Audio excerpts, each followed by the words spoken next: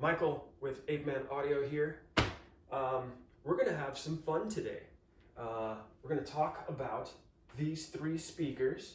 This is the Criton CSS Criton 1TDX with the superior crossover in it.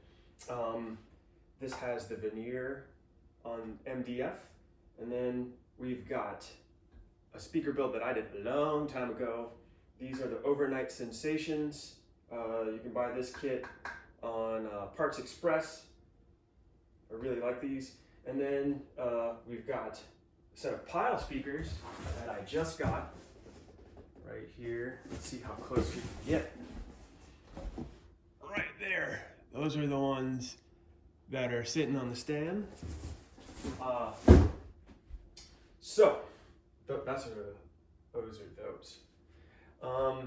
So what are we going to talk about? This is going to be a subjective review. I'm not going to play any music through them, and I'm not going to get too technical. Because I'm not an engineer. I'm just a layperson. I'm an ape man. So what do I do when I listen to speakers? I just ask myself, do I like the way they sound in my living room, which is what everybody should be doing. So that being said, these are very expensive by my standards. They're over $1,000 if you buy them with the superior crossover. These Overnight Sensations are they're over $100. I think I got them for $150 when I bought the kit. And then these Pyles are about $138 if you go on the A site. So these speakers sound amazing, but they are freaking huge. This is a 49-inch TV. In my space, they feel really large for me. So that is a trade-off for the aesthetics. But they have a really full range and dynamic sound, and they, to me, objectively sound better than these two speakers. But with the system I have, I don't have an EQ yet. So something I have to live with at night if I try to listen to music is the very deep bass that they make. So as a solution, if I got rid of these two speakers, I would have to get an EQ and cut out the bass so that I can listen to them at night and enjoy them. When you have really deep bass, sometimes it can feel like a little bit too much energy for just sitting around on the couch. So that is something that I will have to deal with if I decide to keep these speakers long term. The other thing though is I might just be used to the sonic signature of these Overnight Sensations. They have a more warm sound.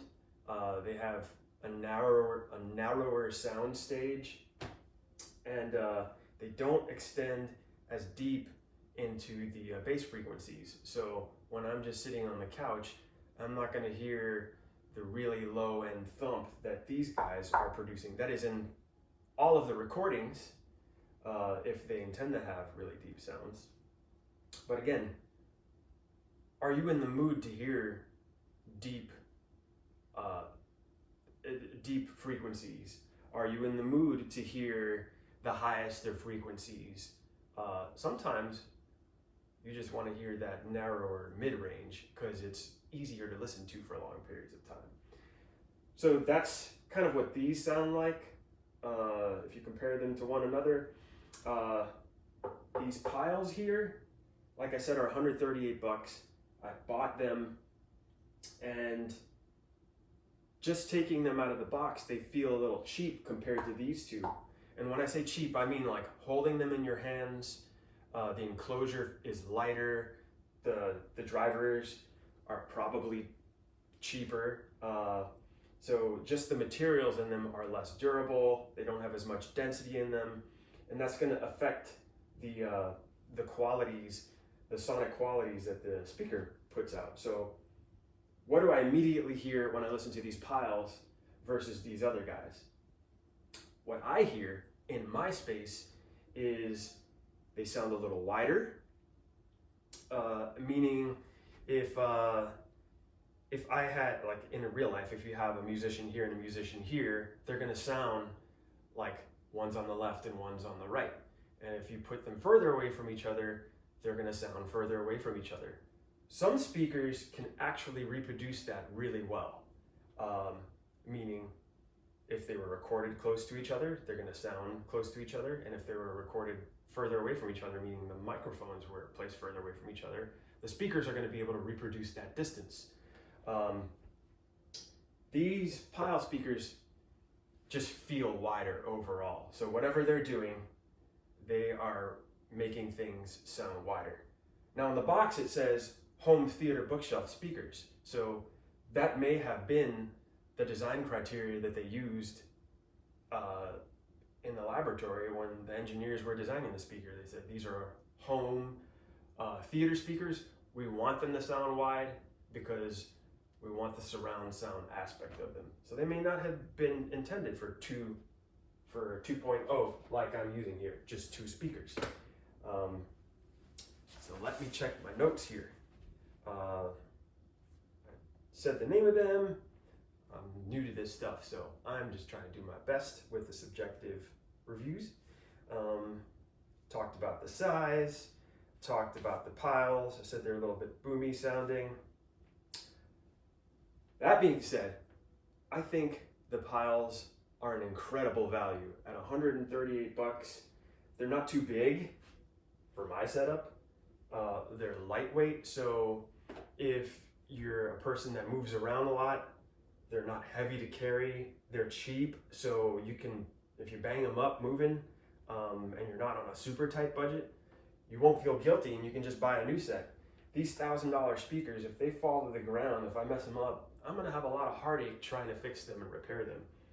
And to be honest, $1,000 versus $150, if I have my wife sit in another room or across from me with her eyes closed, she struggles to hear the difference between them. So most people are not audiophiles. Most people just want to have a nice time listening to their music. So you have to take into consideration all the little things that make you enjoy having something in your environment. So that means what they look like, how they reproduce the sound, and all of the stuff that people use to analyze speakers, that all goes out the window once you put a speaker in your living room, because most people don't have sound treatment on their walls. Like for example, I only have this wall where I can fit this TV, and this speaker is basically aiming into the hallway, and this speaker is corner loaded. So it's a terrible listening environment. So I just sit in my room and do I like the way they sound? And I love the way these Criton sound. I am an audio enthusiast, so I'm gonna spend a little more money on them, and I'm at a place in life where I can put down a little more cash for a speaker like this. Probably will get rid of these guys, but then at some point I may look for a speaker that's more the size of the Pyles and then make a compromise. So again, CSS Criton 1TDX. There's tons of reviews on them online. I'm not trying to get all technical, but I will agree with everybody. These are incredible speakers, and if you're willing to build a pair and you have the money and you want to upgrade your setup, and get something that can basically reproduce most of the frequency spectrum and be driven by a nice powerful amplifier, these are the speakers to go with. If you want to get a budget pair, meaning great value. If you want to start building your own speakers, these Carmody designed overnight sensations are incredible, and they're really great near field speakers that can handle low power. So you can drive them with a very small amplifier. You don't have to spend a lot of money to get a pleasing sound. And then again, I give my recommendation for these Pyles as well. Super great value, worth giving them a shot. So my name's Michael, 8-Man Audio. Like, comment, subscribe, and if any of y'all watching me would like to hear any music playing through these speakers. Don't know if I can do that on YouTube, but I'll try my best. Give me some recommendations and I'll do a little demo playing some music through them. Have a great day, and I'll see you on the next video.